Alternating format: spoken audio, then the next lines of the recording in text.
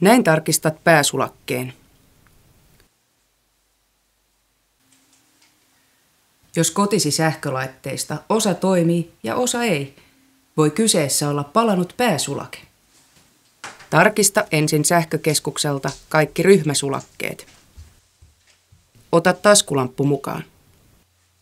Jos ne ovat ehjiä, tarkista myös pääsulakkeet. Sen voit tehdä itse, jos pääsulakkeet ovat tulppasulakkeita.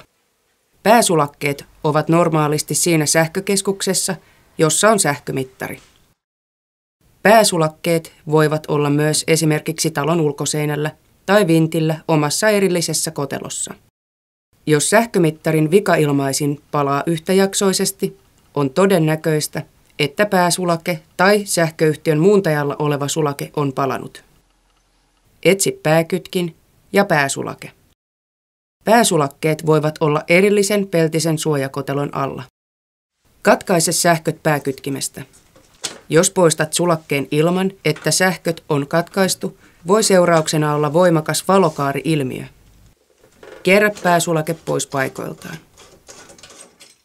Tulppasulakkeen tarkistat sen leveämmässä päässä olevasta tarkistusnastasta, joka voi ponnahtaa ulos sulakkeen palaessa.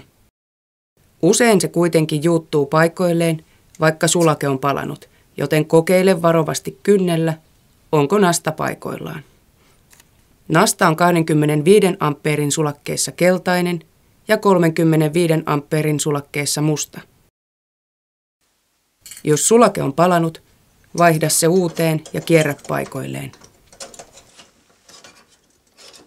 Kytke pääkytkimestä sähköt päälle ja ruuvaa suojakotelo paikoilleen.